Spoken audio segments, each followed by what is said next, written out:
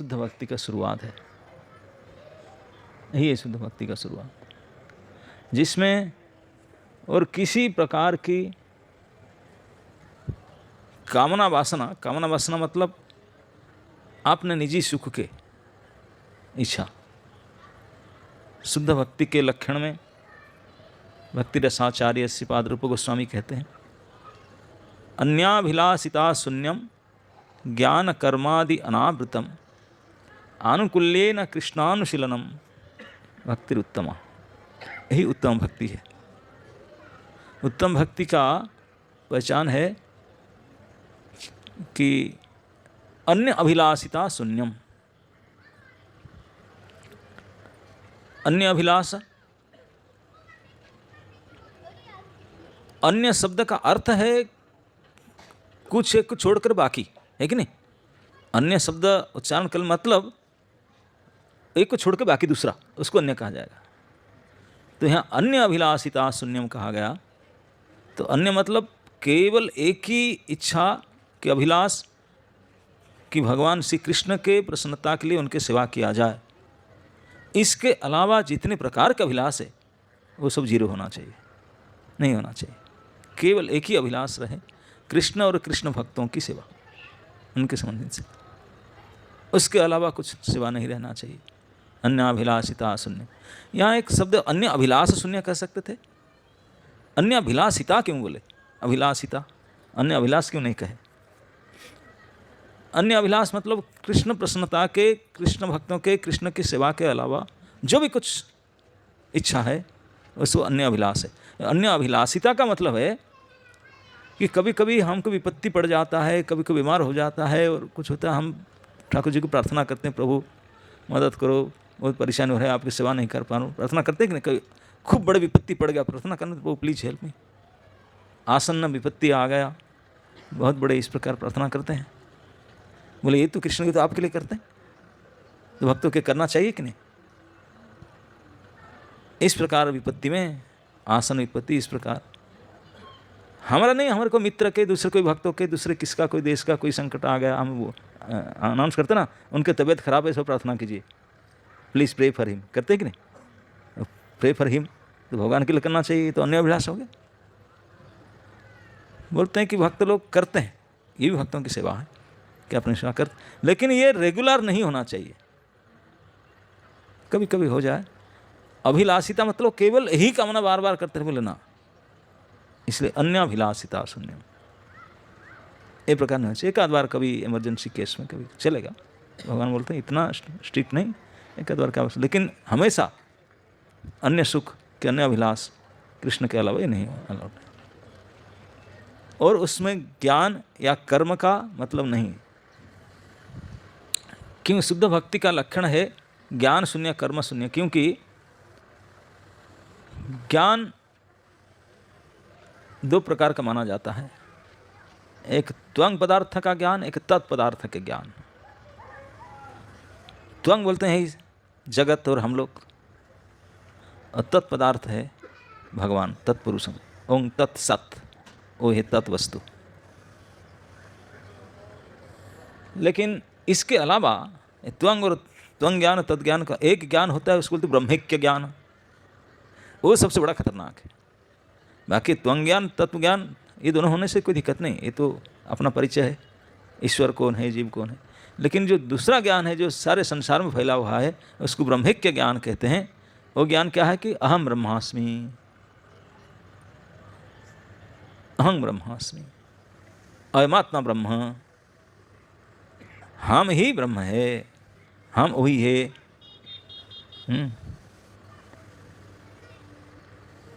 हम वही है, सो अहम, इसे कहते हैं ना, सो हम, सो हम, वो जो है मैं वही हूँ, मैं वही हूँ। ये बड़े गड़बड़ है, इसमें भक्ति का चांस ही नहीं है। क्योंकि जब आप ही प्रभु बनना चाहते हैं तो फिर कौन दास बनेगा? दास ही नहीं होगा, सेवा कौन करेगा? सेवा नहीं हो तो सेवक कैसे होंगे? भक्ति होगा कैसे? जहाँ सेव्य सेवक का संबंध लुप्त हो जाता है, ये बड़े खतरनाक है। तो इन ज्ञानी वर्गों का जो ज्ञान साधन है, साधन करके वो आशा क्या करते हैं? भगवान में प्रवेश करना चाहते हैं, भगवान ब्रह्मलीन होना चाहते हैं, ब्रह्म में लीन होना चाहते हैं। यही उनके मुक्ति का परिभाषा है। ये मुक्ति चाहते हैं, संसार में छोड़ करके, ये सब बंधन है, संसार हट करके ब्रह्म हो जाएंगे हमने, है ना? नहीं, मिल करके एकाकार हो जाएंगे, एक हो जाएंगे। अब यहाँ दुख में एक हो जाएंगे। जब तो एक हो जाओगे तो फिर दास्य और भाव हो कैसे सकता? सेव्य सेवक रहेंगे, किसी एक हो जाएंगे। दो होने से एक सेवा करेगा, सेवक बन करके, दो तो है नहीं, एक ही हो गया, फिर सेवा कौन किसको करेगा? तो इसलिए सेव्य सेवक भाव शून्य हो जाता है। तो ये सबसे बड़े खतरनाक स्थिति वो है। ज्ञान मार्ग का ही लक्ष्य है, हम एक हो जाएंगे, सो अहम, वही बन जाएंगे आप। ये बड़े खतरनाक, इससे भक्ति लोप हो जाती है। ज्ञान को नहीं से मना के। और कर्म में, कर्म करते नाना प्रकार के, शास्त्र अनुमोदित, शास्त्र ने बताया एक कर्म यज्ञ तप आदि कर्म करते हैं, किस लिए? भोगने के लिए, भुक्ति इच्छा। स्वर्ग में इतने स्वर्ग प्राप्त करूंगा, ये लोक प्राप्त करूंगा, ये प्राप्त करूंगा, ये होगा, ये सब इस अभिलाषा की, इस इच्छा के लिए नाना प्रकार के कर्म किया जाता है यज्ञ आदि। तो इसलिए भोग की इच्छा रहता है, सेवा इच्छा नहीं है, तो भी नहीं होना चाहिए। योग, वो भी नहीं होना चाहिए, क्योंकि योग आदि करते हैं, योग साधना में कोई सिद्धि प्राप्त करते हैं, सिद्धि, मान सम्मान कुछ करने के लिए हम देखा को, ये इच्छा भी नहीं, क्योंकि हमारा शुद्ध दासत्व भावना होना चाहिए। भगवान के एक शुद्ध दास बनना, यही वास्तविक सबसे टॉप मोस्ट, सबसे सेफेस्ट पोजीशन है। तो उसी को कहते हैं भक्ति, शुद्ध भक्ति। तो इसके लिए इस प्रकार के ज्ञान कर्म योगा से अभिलाष शून्य होना चाहिए। तो क्या होना चाहिए? तो नहीं होना चाहिए। होना क्या चाहिए? न आनुकूल्य न अनुकूल भाव से कृष्ण के अनुशीलनम, कृष्ण की सेवा करना चाहिए अनुकूल भाव से। ये अनुकूल शब्द का अर्थ समझते हैं? फेवरेबल अंग्रेजी में कहते हैं,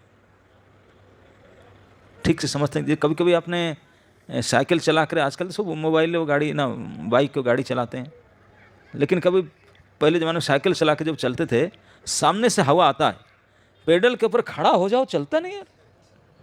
कभी एक्सपीरियंस किया आप लोग ऐसा? सामने से हवा आता तो इतने दिक्कत होता है थोड़े रास्ता जाने के लिए, क्योंकि चलता नहीं, सामने से हवा आता।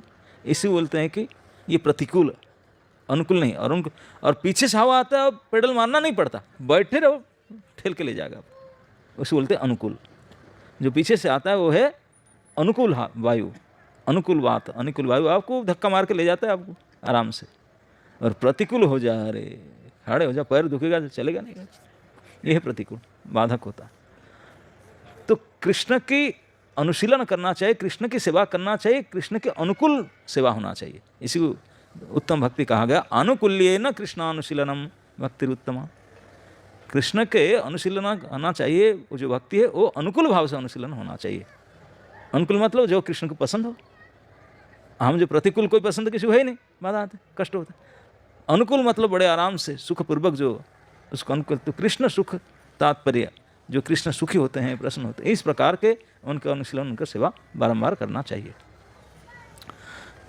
तो अगर केवल कृष्ण को सुख मिला ऐसा सेवा करने से भक्ति माना जाता है, तब आचार्यों ने एक प्रश्न उठाए। बोले आप लोग को पता होगा कि नहीं, जो हिरणाक्ष हिरण्यकशिपु थे ना, वो भगवान के असली में अपने आदमी थे, जय विजय, आपने गेट कीपर थे। तो भगवान के मन में इच्छा हुआ, यार बहुत दिन हो गया कि वो थोड़ा कुश्ती कसरत किए नहीं, इतने बल मेरा पास है कि इसके साथ थोड़ा बाहुयुद्ध हो, कुछ मतलब कुछ होता है, पता चलता। कब कहते ना आजकल रेसलिंग मैच वो सब, क्यों हुआ नहीं। भगवान चाहते हैं कि मैं थोड़ा किसके साथ रेसल करूं, थोड़ा लड़ूं। लड़ने के लिए इच्छा के तो लड़ेंगे किसके साथ? भगवान के लड़ने के लिए उनके इक्वल होंगे तभी तो लड़ेंगे ना। हाँ, उनके मत परतरम नास्ति किंचित अस्ति धनंजय, उनके समान तो कोई है ही नहीं, उनसे बड़े कौन किसके साथ लड़ेंगे? प्रभु मन में बड़ा इच्छा है। तो देखिए ये हट्टा कट्टा दोनों सिक्योरिटी खड़े, बोले ये उन कुछ दिखेंगे, उनके साथ लड़ सकते हैं, उनके साथ लड़ सकते हैं, लेकिन वो सार मुझे करते हैं। उन बोलेंगे लड़ने के लिए सार, योर ऑनर सारा, हम आपके साथ कैसे? लेकिन है मेरे मजबूत, मेरे माल खा कर, वैकुंठ के माल खा करके बड़े कुड़े हैं, कोई बीमारी नहीं, कुछ नहीं, फिट हैं, लेकिन वो मुझे सम्मान करते मेरे साथ लड़ेंगे नहीं। तो बोले क्या करूँ, दुनिया में तो बाकी लोगों को तो कोई है ही नहीं समझ लड़ने के लायक, यही दोनों हैं। लेकिन ये अभी मूड उनका नहीं मेरे साथ, रेस्पेक्ट मूड है, रेवरेंस तो करेंगे नहीं। तो भगवान से किए उनको कहीं थोड़ा विरोधी भाव आ जाने से तो हम कुछ दिन हम आस्वादन कर सकते हैं। रेसलिंग मैच मेरा साथ युद्ध रस, एक ये रस होता है, वो रस को आस्वादन कर सकता हूँ। तो इसलिए भगवान ने प्लान किए। तो ये जो 4 ब्राह्मण थे, छोटे छोटे लड़के, ब्रह्मा जी के फास्ट ब्याज के बेटे हैं, फास्ट ब्याज के बेटे हैं ब्रह्मा जी के, ओरिजिनल ब्याज, सबसे पुराने, दी सीनियर मोस्ट, लेकिन है 5 साल की उम्र के। कपड़ा पहनते नहीं, नंगे घूमते, जरूरत नहीं कपड़ा, गमछा भी नहीं पहनते, जरूरत नहीं, छोटे हैं, 5 साल के कम उम्र, लेकिन सबसे सीनियर मोस्ट ब्रह्मा जी के फास्ट ब्याज के बेटे हैं वो चारों।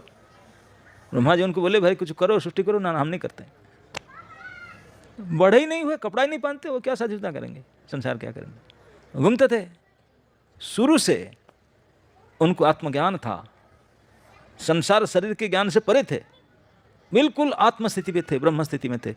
तो इसलिए कोई उनको भूख प्यासा ना सोचती ना कांक्षती, इस प्रकार थे स्थिति में।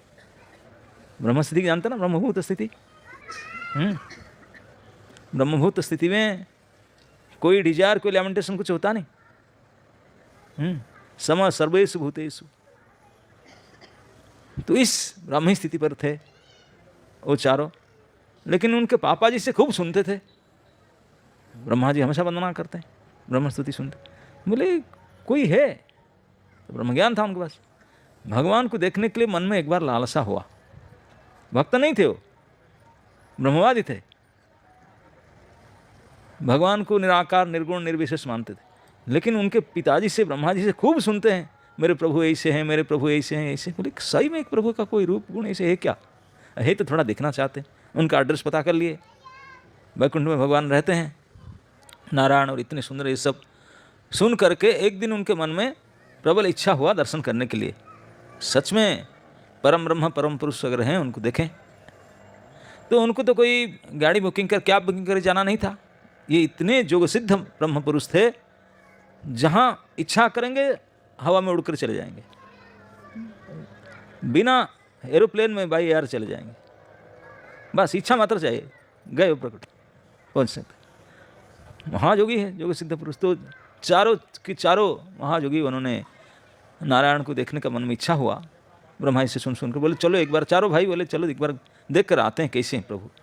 भक्त तो थे नहीं, ब्रह्मवादी थे, हम ब्रह्मास्मि कर रहे थे।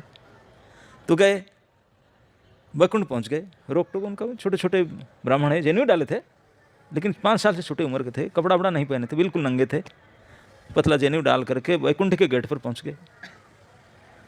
वैकुंठ गेट पार करके, एक आध बार गेट पार करके जाते थे भगवान के वैकुंठ में। ब्राह्मण के और भक्तों के कोई गेट पास के जरूरत नहीं, फ्री, ये नियम है रखा हुआ है। भगवान बोले उनको कोई पूछेगा नहीं, क्योंकि ब्राह्मण है, वैष्णव है उनके। अभी प्रश्न एक उठता, वैकुंठ है जहाँ कुंठा ही नहीं है, उसको वैकुंठ कहते हैं, जहाँ कोई भय ही नहीं है, किसी को डरने का चांस, वहाँ सिक्योरिटी रखने की जरूरत क्या है? सिक्योरिटी किस लिए रखा जाता है? बड़े बड़े गेट, बड़े बड़े दरवाजा, मूछ वाले सिक्योरिटी किस लिए रखते हैं? डर है कोई घुस ना जाए, इसलिए ना। कोई टेररिस्ट आना जाए, कोई बड़े बड़े दुष्ट लोग आना जाए, इसलिए सिक्योरिटी रखाते हैं, गेट बंद करते हैं, ताला लगाते हैं, CCTV लगाते हैं, सब कुछ करते हैं, तार कवायर लगाते हैं, डर के कारण। यहाँ तो डर है ही नहीं,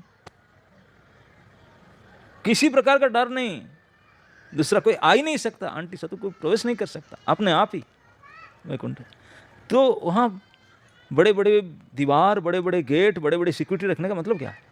अननेसेसरी खर्चा, पैसा खर्चा ज़्यादा होता है सिक्योरिटी में, आजकल बड़े कॉस्टली है कि नहीं, क्यों सिक्योरिटी रखते हैं? ये प्रश्न उठता है। वैकुंठ में सिक्योरिटी की तो आवश्यकता है ही नहीं, निर्भय भगवान नारायण के निर्भय है, उनके नाम लेने से, उनके चरण को याद करने से दूसरे को भय से बच जाते हैं। तो उनको क्या भय है, सिक्योरिटी रखेंगे भाई? ये प्रश्न उठता है। फिर भगवान वैकुंठ में 7 गेट और सभी में हाई टाइट सिक्योरिटी, वाई? प्रश्न उठेगा कि नहीं? वहाँ तो जरूरत नहीं था। लेकिन ये समझना होगा कि सिक्योरिटी का काम केवल सुरक्षा नहीं होता, यहाँ सुरक्षा की आवश्यकता नहीं है, क्योंकि अपने आप सुरक्षित है। कोई सुरक्षा का आवश्यक डर नहीं है। लेकिन फिर सिक्योरिटी क्या है? तो सिक्योरिटी का काम केवल सुरक्षा नहीं है, वहाँ के security they are well trained welcome करने के लिए, स्वागत करने के लिए गेट पर खड़े रहते हैं, किसी को रोक टोक के लिए नहीं। यहाँ तक केवल साधु संत आते हैं उनको स्वागत करने के लिए, स्वागतार्थ है भी गेट पर खड़े रहना चाहिए। आ रहे हैं उनको स्वागत करो, प्रॉपर वेलकमिंग। तो इसलिए तो वो जो चारों जा रहे थे, छोटे छोटे बालक रूप में थे, कपड़ा भी नहीं पहने थे। तो जो मेन सिक्योरिटी थे वो उनको रोक के, भैया सबसे बड़े संसार के सबसे टॉपमोस्ट ऑफिसर है अनंत कोटि ब्रह्मांडनाथ वैकुंठपति, उनको मिलने जा रहे हैं उनके हेड ऑफिस में, यही से कोई कपड़ा तो पहन कर जाओ यार, ऐसे कैसे रोके? बोले नंगे कैसे जा रहे हैं? पूरा ऑफिस में जा रहे हैं, ऑफिस का अदब कायदा होता है, इसी थोड़ी हम आपको रोक नहीं रहे हैं। लेकिन अब वो गुस्सा हो गए, हमको क्यों रोका? छोटे छोटे बालक थे, गुस्सा चढ़ गया उनका, गुस्सा हो गया। तब वैकुंठ के लास्ट डेज पर 1 2 3 7 दरवाजा है, 7th गेट पर पहुंच चुके थे, वहीं पर गुस्सा आ गया। गुस्सा आ गया तो वैकुंठ का नियम है, जिनका अंदर क्रोध है वो वैकुंठ में जा नहीं सकता। वैकुंठ में जाने के लिए काम, क्रोध, लोभ, मोह, मद, मात्सर्य, षड्रिप से बिल्कुल क्लीन होना चाहिए, नहीं तो प्रवेश नहीं कर सकता। पर वही महाजोग सिद्धक परम ब्रह्म ज्ञानी पुरुष थे, ब्रह्मवादी, लेकिन गुस्सा आ गया, उनको रोक दिए। क्यों? उनको रास्ता में रोक दिए, इसलिए क्रोध हो गया, उनको अभिशाप दे दिए। दोनों सिक्योरिटी इंचार्ज जो थे, जय विजय को साफ दे दे, तुम असुर हो जाओ, हमको क्यों रोके? जय विजय भाई हम रुके, हम अपना काम कर रहे हैं, पूछने का काम ही नहीं करेंगे भाई, हम आपको वेलकम करेंगे तो पूछे, तो यहाँ तक आ गए, थोड़ा आप कपड़ा पहन कर जाते, यही तो हम थोड़ा रुके, इतने में गुस्से होकर अभिशाप दे दिए।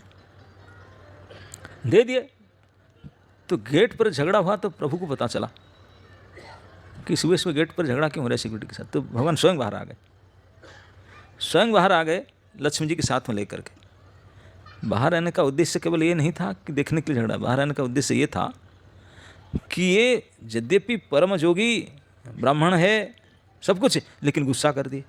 जिनके अंदर क्रोध आ गया तो फिर वैकुंठ में प्रवेश अधिकार खत्म हो गया। लेकिन वो ब्राह्मण है, मैं उनको मना करने से इंसल्ट फील होगा, अच्छा नहीं होगा। मैं स्वयं ब्राह्मण भक्त हूँ, सबसे श्रेष्ठ ब्राह्मण के सेवक मैं हूँ, भगवान कहते मैं हूँ, और मैं कैसे उनको मेरे घर में आने के लिए रोक दूंगा, घुसने नहीं दूंगा। लेकिन क्या करूँ, वो मुझे देखने आए थे, मैं वहीं जाकर गेट पर दिखा दे दूंगा, फिर आने की जरूरत क्या मेरे घर में। तो इसलिए भगवान खुद बाहर आ गए, बोले उनको घर में घुसने नहीं दूंगा, मैं चला जाता हूँ घर से बाहर। भगवान साक्षात पत्नी के साथ लक्ष्मी जी के साथ आ गए गेट पर। भगवान जैसे गेट पर आ गए, गेट से बाहर आ गए, वो चारों कुमार देखे, पहले तो देखे नहीं थे, पहले तो निर्विकार सोच रहे, अभी देखिए उनके रूप को, अरे बाप रे बाप, एक टक करके देखने लगे ऊपर से नीचे तक, देख करके फंस गए। और भगवान के सुंदर वैजयंती माला पहने हुए थे, चरण में फ्रेश तुलसी चंदन, सचंदन तुलसी अर्पित हुआ था, और बिल्कुल वो फ्लावर भगवान की जो माला कभी मुरझाता नहीं, उसमें हमेशा भ्रमर गुनगुनाते हैं। तो पुष्प और तुलसी से चंदन लग करके भगवत चरण में जो अर्पित हुआ था, उसके गंध, वायु सुंदर वायु चल रहा था, वो हवा में तुलसी चंदन के सुगंध आ करके उनके नाक में आया। पहली बार ऐसे सेंट, हम लोग ऐसे केमिकल सेंट लेते हैं, चाय ऑयल हो, तो वो तो 100% प्योर ऑर्गेनिक नेचुरल सेंट था, भगवान के वैकुंठ का, यहाँ का था। वो सेंट चंदन तुलसी के गंध जब नाक में आया, नाक के अंदर से वो हवा गया अंदर जा करके, without operation theatre heart operation हो गया। ओपन हार्ट सर्जरी में भी ऐसा काम नहीं होगा, हार्ट ट्रांसप्लांट हो गया, बिल्कुल हृदय परिवर्तन हो गया। अंदर जाके केवल स्मेल, नाक के छिद्र से स्मेल गया, अंदर जाकर के हृदय को मथ करके चेंज कर दिया। जो हृदय में अभी तक जो भावना था, जो चित्त में जो सुरेकड़ था, सारे क्लीन होकर धो धा कर कुछ अलग कर दिया। केवल चरण में अर्पित सचंदन तुलसी मात्र का सेंट, भगवान दूर में है, उनके चरण से अर्पित सचंदन तुलसी के गंध से ये चारों ब्रह्मवादी के हृदय परिवर्तन हो गया अंदर से, बिना कोई भाई एनेस्थीसिया लगाएंगे, ओटी में जाएंगे। आजकल ये नहीं कर सकते, कम से कम तो किसी प्रकार से तो करते हैं, डालते हैं, एंजियोग्राफी करेंगे, नहीं तो कुछ नहीं करना पड़ा। केवल सेंट के घ्राण मात्र से नाक के छिद्र से जा करके हृदय को परिवर्तन कर दिया चारों के। बिल्कुल शुद्ध बोले। ओ, तब भगवान बोलने लगे, हे ब्राह्मण देवता मुझे क्षमा कर दीजिए। भगवान बोल रहे हैं, हाथ जोड़ के भगवान माफ़ी मांगते हैं, बोले आप चारों ब्राह्मण देव है, मुझे क्षमा कर दीजिए। क्यों क्षमा मांगते हैं? ना ये मेरे आदमी है, ये जो सिक्योरिटी है दे आर माई गार्ड, वो मेरे सिक्योरिटी हैं, तो मेरे सिक्योरिटी का गलती मेरा ही गलती होगा क्योंकि मेरे स्टाफ है, तो मेरे स्टाफ की गलती को मैं अपना गलती मानता हूँ, तो इसलिए अब मुझे माफ़ कर दीजिए। वो मेरे ओर से काम करते थे, जो अपना ड्यूटी कर रहे थे, जिसमें तो आप गुस्सा हो गए तो प्लीज़ एक्सक्यूज मी। भगवान 2 बार बोले वो मेरे आदमी है, वो कुछ गलती किए तो मुझे माफ़ कर दीजिए। तीसरे बार बोलने लगे वो मेरे स्टाफ है, उनके गलती से मुझे माफ़ कर दीजिए।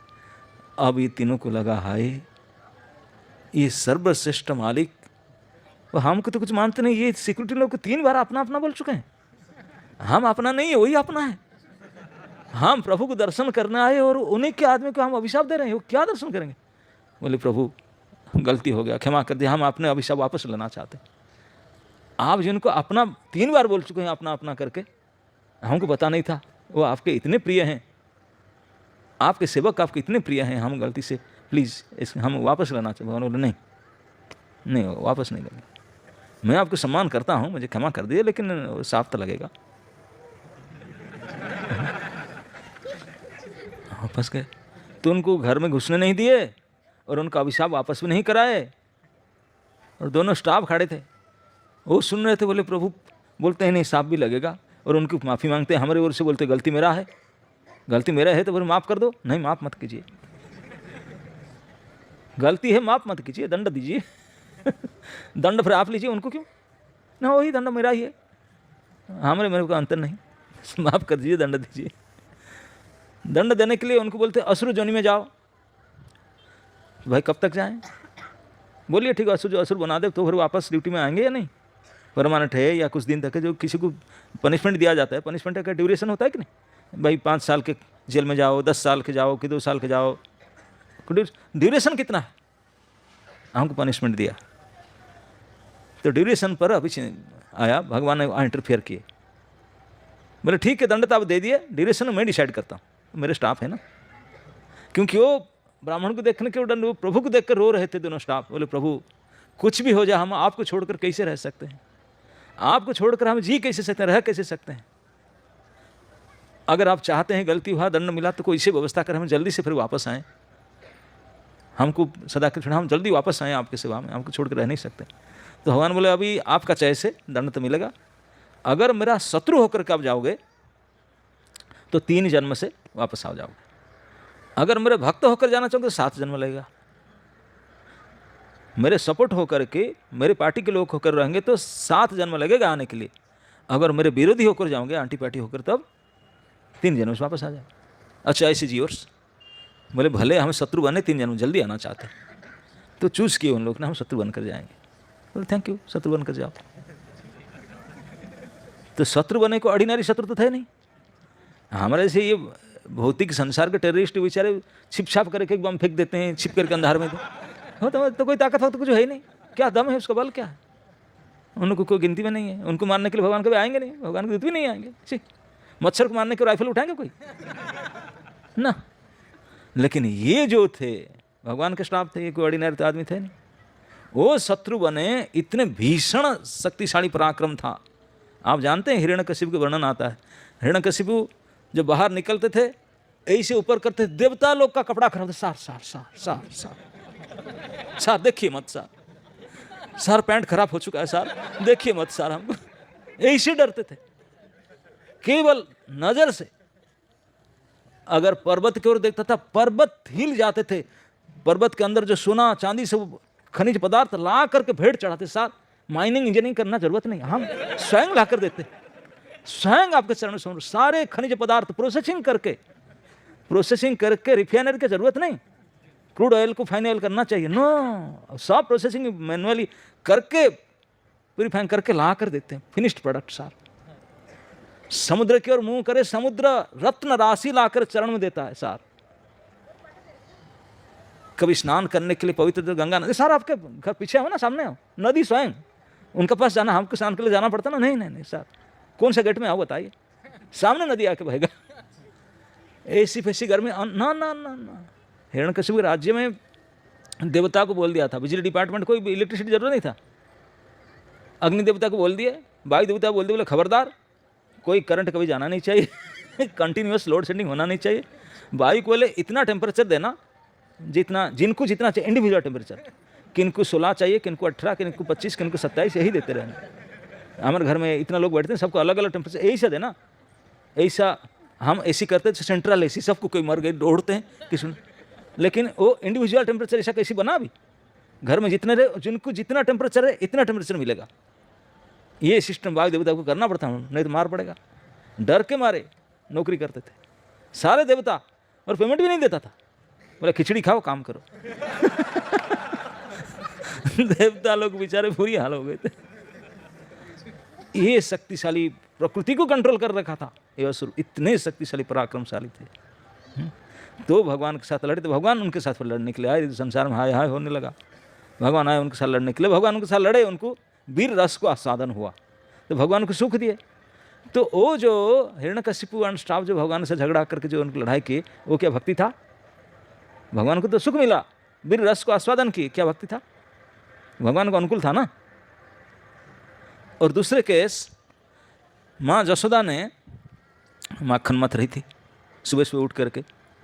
भगवान लाला था अभी 2 साल के, 2 साल के लेट में उठते हैं, ब्रश तो करते नहीं, बिना मुंह धोए खा लेते हैं, स्तनपान करते हैं, उनको कौन सा पड़ी उनको। तो भगवान ने उठे। उस दिन माँ को बहुत कंप्लेन आ रहा था कि तुम्हारा लाला हमारा माखन चोरी किया, ये किया, वो किया। माँ बोलते हैं कि पागल कहीं के, हटो यहाँ से, माखन चोरी किया। अरे चोरी किस लिए कौन करता है? अभाव पड़ता है तब तो चोरी करेंगे ना। मेरे घर में 3 लाख का ट्रक लोड माखन हमारे घर में है, कोई 2-5 थोड़ी, एक ही लड़का है, इतने पड़ा है, माखन के प्राचुर्य है, चोरी करेगा तुम्हारे घर में? बात तो बिल्कुल सही है। विश्वास करने योग्य नहीं था कि जो घर में इतने प्रचुर परिमाण के, बोले तो कितने लेना है लेके जाओ, तेरे घर में चोरी करने जाएगा। लेकिन भगवान तो चोरी करते थे, लेकिन वो प्रमाणित नहीं हो पाता था। माँ ने डांट रही थी उनको, बोले तुम झूठ बोल रहे, चोरी क्यों करे? बार बार कंप्लेन आया, उल्हान आया, तो माँ जसवंती बोला क्या सच में चोरी कर रहा है? क्यों चोरी कर रहा है? मेरे घर में इतने परिमाण में इतने माखन है, तो चोरी क्यों करे? क्यों चोरी करे? सब झूठ तो नहीं बोलेंगे। तो माँ ने सोचा हाँ हो सकता है कारण, क्वांटिटी तो मेरे पास है लेकिन क्वालिटी नहीं हो सकता, क्योंकि मेरे घर में तो मैं तो रानी हूँ, नौकर चाकर नौकरानी बोलते हैं, वो माखन बनाते हैं, उनका घर में घर के माल है। घर के चीज़ और बाहर की चीज़ अंतर होता है कि नहीं? या बोलते ना ये घर के बनाया हुआ, ये घर के माखन है, घर के बनाया हुआ। तो उनके गोपियों के घर में घर वाले वो खुद करते हैं, और यहाँ तो नौकर करते हैं। तो माता जसोदा सोची कि यस क्वालिटी डिफरेंस होगा, परिमाण तो हमारे घर में बहुत है माखन, लेकिन क्वालिटी सही नहीं, इसलिए मेरा लाला दूसरे घर में क्वालिटी का पसंद करता वहाँ खाना, तो मैं खुद अपना हाथ से बनाऊंगी माखन, ताकि दूसरे घर में माखन को देखेगा ही नहीं, इतने हाई ग्रेड का हाई क्वालिटी का बनाऊंगा। तो उठ करके जल्दी से दधि मंथन करने लगे। वो तो लाला ने उठ गए, उठकर देखे साइड में मैया नहीं है। बोले कैसे नहीं है? होना चाहिए उनको, हाथ में टटोले है ही नहीं। थोड़ा आँखें समझ कर फिर देखे नहीं है। अब दधि मंथन का पीछे मोड़ के देखे माँ इधर है। तो पहली बार खट से नीचे उतरे अकेले, अभी तक तो अकेले कभी डाउनलोड नहीं हुए थे। खट से पेट के बल पर धीरे से नीचे देखते हुए, कितने नीचे, पैर को नीचे डाउन धीरे धीरे किए कर टच के उतर कर देखने बोले सक्सेस। खट से नीचे उतर गया, भगवान आपने आपको बहुत सक्सेस माने। और खुश होकर के मैया के पास से बोले मैं अकेला देख, मैं उतर के खट से आ गया, खट से उतर गया मैंने अकेला। भगवान इसको बताने के लिए आए। और माँ ने दधि मंथन कर, जो भी हो उनको मंथन में गड़बड़ किए, अपने स्तनपान करने लगे। माँ बोला कि अब तो काम नहीं बिगाड़ देगा, अब चलो जितना हो गया हो गया, उठकर माखन निकाल बैठ गई। बोला ठीक तू तेरा स्तनपान कर, मैं तो इतने में जो दूध उबल रहा था उसमें उफान आया। तो माँ को लगा ये मेरा पास दूध तो पीते रहेगा, ये काल के लिए माखन निकालने के लिए उनको बचा दूँ दूध। तो उनको उफान आते दूध को बचाने के लिए माँ ने चल पड़ी। चली कैसे? तो बैठी हुई है, बख्खे में बैठकर दूध पीते हैं लाला ने। तो उनको उतार दिए, पहले लाला को उतार कर बैठा दिए और उठ करके गए दूध जो उफाना था बचाने के लिए। तो लाला फील इंसल्टेड, क्यों? बोले देखो ये राजा का घर है, मैं राजकुमार हूँ, एक ही बेटा हूँ मेरे माँ के, मैं अभी अतृप्त हूँ, मैं दूध पी रहा था अभी, मैं पूरा नहीं पिया नहीं, पूरा पेट नहीं भरा है। इस अवस्था में मुझे खींच करके पटका दिया नीचे, और ये 5 लीटर दूध मेरे से ज़्यादा कीमत है, उनको बचाने चला गया। यही तो है क्या? मुझे नेग्लेक्ट करके मैं दूध पी रहा था, मुझे हटा कर यहाँ पटक दिया हो गया, ये 5 लीटर मटका में दूध है, उसको बचाने के लिए गया। तो दे आर मोर, मेरे से ज़्यादा इंपॉर्टेंस है उनका, मुझे बैठा कर वहाँ चला गया। तब क्रोध आया, अपमानित हुए, ये 5 लीटर दूध के सामने मेरा कोई कीमत ही नहीं। तब क्रोध आया। तो माँ जसोमती ने जो माता जी को, कृष्ण को हटा करके दूध बचाने के लिए गए, वो कृष्ण का अनुकूल था ना प्रतिकूल था? वो क्रिया प्रतिकूल था ना? कृष्ण बहुत कुछ ऐसे क्रोध हुआ उनका। तो क्या वो भक्ति नहीं था? और हिरण्यकशिपु वाला भक्ति था, क्योंकि अनुकूल था, कृष्ण को पसंद था, और यहाँ कृष्ण पसंद नहीं हुआ, उससे हो गए। तो किसको भक्ति कहेंगे? कृष्णान अनुकूलस्य अनुकूलेन कृष्णानुशीलनम भक्ति उत्तम। ये अनुकूल भाव था या नहीं था? कौन सा अनुकूल था, कौन प्रतिकूल था? वो तो यद्यपि कृष्ण उसमें प्रसन्न हो रहे थे, वो लड़ाई में आस्वादन करते थे रस को, लेकिन यहाँ बट वो इंसल्टेड फील किए। लेकिन शास्त्र में कहता है कि वो भक्ति नहीं था, यही भक्ति था। माँ जसोमती का क्रिया ये तो विशुद्ध भक्ति था, और उनका बिल्कुल भक्ति नहीं था। बोले क्यों? क्योंकि भले कृष्ण उसमें आस्वादन करे वीर रस को, लेकिन भाव उनका प्रतिकूल था। उनका जो असुरों का लड़ाई भाव शत्रु का प्रतिकूल भाव था, उसमें भगवान को मजा आए, दैट डजंट मैटर, लेकिन भाव उनका प्रतिकूल था, इसलिए भक्ति नहीं है। यहाँ पे माँ जसोमती का जो क्रिया, इसमें कृष्ण को पसंद नहीं था, क्रिया कृष्ण को पसंद नहीं था, लेकिन माँ जसोमती का मन में कृष्ण के प्रति प्रतिकूल भाव नहीं था। एक ही भावना था कि ये कल उसके लिए तो ही व्यवस्था करूँगा मक्खन ताजा निकालने के लिए। जो दूध बचाने के लिए माँ गई, उसका लक्ष्य और कुछ नहीं था, अपने लाला को कल के लिए व्यवस्था इसके लिए जा रहा था। तो उनके मन में कोई प्रतिकूल भावना नहीं था। भले भगवान को प्रतिकूल हो गया, उनके लिए फेवरेबल नहीं था, वो गुस्सा हो गए, लेकिन माँ जसोमती के मन में ऐसा कुछ नहीं था। तो इसलिए अनुकूल शब्द का असली अर्थ नहीं है कि आपको पसंद हुआ ना हो, नहीं, जो कर रहा है उनका मन में प्रतिकूल भाव नहीं होना। तो अनुकूल शब्द का अर्थ है प्रतिकूल भावहीनता। आप जो क्रिया करेंगे आपका मन में प्रतिकूल भावना नहीं होना चाहिए। तो कृष्ण खुश हो या गुस्सा हो, दैट डजंट मैटर, आपका मन में प्रतिकूल भावना नहीं होना चाहिए। तो ये भक्ति, तो इस शुद्ध भक्ति में इस भक्ति में ठाकुर समझाते हैं कम से कम 3 चीज से बचकर रहना चाहिए। भुक्ति मुक्ति सिद्धि कामी सकले अशांत, कृष्ण भक्त शांत। क्यों? जिनके हृदय में भुक्ति मुक्ति सिद्धि रहेगा, ये तीनों ही अन्य काम है, निष्काम नहीं है। इन तीनों को निकाल देने से निष्काम होगा। इशू कहते भुक्ति की वासना, मुक्ति की वासना, सिद्धि की वासना, ये 3 गड़बड़ है। भक्ति रसाचार्य रूप गोस्वामी तीनों को चुड़ैल बोलते हैं। चुड़ैल जानते ना? पिशाची, पिशाची हृदय वर्तते, बोलते हैं जिनके हृदय में 3 चुड़ैल बैठे होंगे तो प्रिंसेस आएगी, राजकुमारी। 3 चुड़ैल बैठे, मैं कैसे जाऊं? आएगी ही नहीं। आपके हृदय में भक्ति देवी पधारेगी नहीं, क्योंकि जहाँ भुक्ति बैठी है, मुक्ति बैठी है, सिद्धि बैठी है, वो आएगी नहीं। ये 3 चुड़ैल है। यहाँ तक तो हम सब प्राय लोग सोचते हैं मुक्ति कैसा? मुक्ति तो हम ये संसार से बच करके मुक्त होना चाहते हैं। तो इसमें क्या गलती है? 5 प्रकार के मुक्ति जानते कि नहीं? वो भी खतरनाक है। यहाँ तक लिखा गया तारा मध्य मुक्ति वांछा कैतव प्रधान, जहाँ हैते कृष्ण भक्ति है अंतर्धान। चैतन्य चरितामृत में कहा गया ये तीनों के बीच में मुक्ति भुक्ति सिद्धि, तीनों में सबसे खतरनाक है मुक्ति की इच्छा। तारा मध्य मुक्तिवांछा कैतव प्रधान, इतने चिटर है। जहाँ हैते कृष्ण भक्ति है अंतर्धान, कृष्ण भक्ति भाग के चला जाएगा, वो आएगा ही नहीं मुक्ति इच्छा रहने से, मुक्ति नहीं हो सकता। ठीक सिमिलर भुक्ति इच्छा और सिद्धि इच्छा, इस प्रकार की इच्छा रहेगा तो भक्ति आ ही नहीं सकता।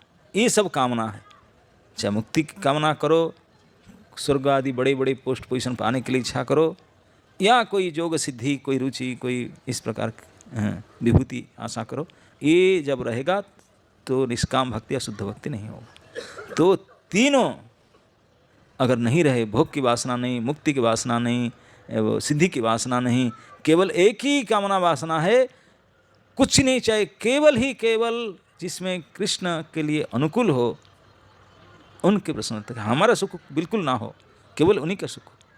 इस प्रकार की जो सेवा की भावना है उसको बोलते हैं निष्काम भक्ति या शुद्ध भक्ति। सकाम जिसमें अपना कुछ रहता है, जिसमें अपना कुछ नहीं रहता फिर निष्काम है। निष्कर्म में अपि, निष्काम में अगर भगवान की सेवा ना करे और किसी का सेवा करने लगे तो वो भी गड़बड़ है। केवल श्री प्रभु की सेवा होना चाहिए निष्कामता से, तब फिर उसको निष्काम भक्ति शुद्ध भक्ति कहेंगे, और किसी का नहीं। तो ही प्राणी मात्र का प्रयोजन है, असली लक्ष्य है। उसी को सारे शास्त्र वैदिक वांग में सब उसी को निष्कर्ष मानते हैं, सर्वश्रेष्ठ है वो। जितने प्रकार की अचीवमेंट है, जितने प्रकार की सुख है, जितने प्रकार की पोस्ट है, पोजीशन है, सबसे परम पद सुप्रीम है ये पोजीशन, निष्काम भाव से भगवान के सेवक बन जाना। इस प्रकार के सेवकों को सामने भगवान उनके बनकर रह जाते हैं, उनके हो जाते हैं, वशीभूत हो जाते हैं, वशीभूत हो जाते हैं। श्री अनंत कोटि ब्रह्मांड नाथ जिनके वशीभूत हो जाए वो कितनी बड़ी चीज़ है। तो ये संभव होता है इस प्रकार शुद्ध भक्ति से। तो इसलिए शुद्ध भक्ति को प्राप्त करने के लिए ये अभ्यास अनुशीलन करना होगा धीरे धीरे। ये सब जो अन्य कामना, अन्य वासना, उसको छोड़ने के लिए जो इस प्रकार अन्य वासना छोड़कर भगवान की भक्ति करते हैं उनकी चरित्र को सुनना होगा। कैसे ऐसे ऐसे भक्त हुए हैं जो विशुद्ध भक्ति किए हैं, निष्काम भक्ति किए हैं, उनके चरित्र को सुनेंगे तो आपको मोटिवेशन होगा, तो आपको भी करना चाहेंगे, आप भी इसे करना चाहेंगे। तो इस प्रकार प्रयास करते करते इस स्थिति को प्राप्त करेंगे। और इस स्थिति को एक बार प्राप्त करने के बाद जंग लब्धा न परंग लाभंग, इसको प्राप्त करने के बाद आपको खुद पता चल जाएगा उससे बेटर कुछ हो नहीं सकता, उससे बेटर कुछ हो नहीं सकता। सर्वश्रेष्ठ वही स्थिति है। इसको प्राप्त करके और कुछ पाने की इच्छा ही नहीं रहेगा, और दुनिया में कुछ हो जाए कुछ दुख भी नहीं होगा। न सोचती न कांक्षति समा सर्वेषु भूतेषु, सब देखें समान ठीक है। मदभक्ति लभते परम, तब जा करके भगवान की पराभक्ति परम भक्ति प्राप्त होता। ब्रह्मभूत प्रसन्नात्मा न सोचती न कांक्षति, इस प्रकार ब्रह्म स्थिति से भक्ति की शुरुआत होता है, परम भक्ति का इस स्थिति से। और जो इस स्थिति में नहीं, कोई चला गया, हाँ ये से हो गया, इससे हो गया, शोक करते रहते हैं, डिजायर करते रहते हैं, वो मिल जाए, वो हो जाए, तो अभी ये स्थिति हम मिला नहीं, अभी बहुत आगे जाना होगा। जब वो स्थिति आएगा, जब भक्ति शुरुआत होने का स्थिति बोलते हैं, लभते परम भक्ति की शुरुआत का स्थिति क्या है न, ब्राह्मी स्थिति हो जाता है। ब्राह्मी स्थिति का अर्थ है किसी प्रकार के इच्छा और आएगा नहीं मन में, ना कोई बोले ना नहीं चाहिए, नहीं चाहिए, किसी भी प्रकार की इच्छा नहीं होगा, आकांक्षा नहीं रहेगा। बोले जो लॉस हो गया, बोले नहीं उसके लिए शोक भी नहीं होगा। शोक होता है जो लॉस हो जाता है अतीत के लिए, अतीत जो बीत गया है उसके लिए शोक होता है, भविष्य के लिए आकांक्षा होता है, वर्तमान के लिए मोह होता है। तो तीनों से, शोक, मोह और भय, तीनों से बच जाएंगे, तीनों काल से कलातीत हो जाएंगे। अतीत के लिए, अतीत में जो कुछ गड़बड़ हो गया है, गलती हुआ, उसके लिए शोक नहीं करोगे। आगे क्या होगा पता नहीं क्या होगा, उसके लिए कोई भय नहीं होगा। वर्तमान के लिए भी मोहित नहीं होगा। इस स्थिति में सभी को समान देखेंगे और प्रसन्न चित्त रहेंगे, हमेशा सुखी रहेंगे, बिल्कुल प्रसन्न। तो इस स्थिति आ जाने के बाद फिर भगवान की पराभक्ति, शुद्ध भक्ति का शुरुआत होगा। तब इस स्थिति को प्राप्त करने के बाद मद भक्ति लभते परम। तो स्थिति को पाने के लिए अभ्यास के तौर वो स्थिति एक बार आ जाए, दैट्स इट। हम सभी जत्पर नास्ति प्रयास करते रहते हैं हाउ टू बिकम हैप्पी, सुखी होने के प्रयास, लेकिन सुख के परिभाषा हम ठीक से नहीं जानते हैं, करते करते मर ही जाते हैं, ना सुख मिलता है, शरीर निकल जाता है। मरना कोई नहीं चाहता, लेकिन मरना पड़ता ही है। दुखी होना कोई नहीं चाहता, दुखी होना पड़ता है। तो इस चीज़ से उठना ही समस्या का समाधान है। तो इस समस्या समाधान करने का चांस इस मनुष्य शरीर में हो सकता है। तो उसके लिए प्रयास, जो प्रयास उसके लिए करते हैं, इसको कहते हैं निष्काम भक्ति। शुद्ध भक्ति के अभ्यास करने से धीरे धीरे वो स्थिति आएगा, और एक बार स्थिति आ जाने के बाद समस्या समाधान सदा के लिए। एक बार स्थिति आ जाने से फिर न पुनर्भवम अपुनर्भव दर्शनम, फिर संसार में आना नहीं पड़ेगा, जन्म नहीं होगा। जन्म नहीं होगा तो फिर पढ़ाई लिखाई, नौकरी चाकरी, बुढ़ापा, बीमारी, मृत्यु, कुछ खत्म सब कुछ। जब खाता खुलेगा ना फिर ऑडिट क्या होगा कुछ भी नहीं होगा। ये तभी संभव हो सकता है। इसकी प्राप्ति करने के लिए इस शुद्ध भक्ति का मार्ग को अपनाना पड़ेगा। हरे कृष्ण।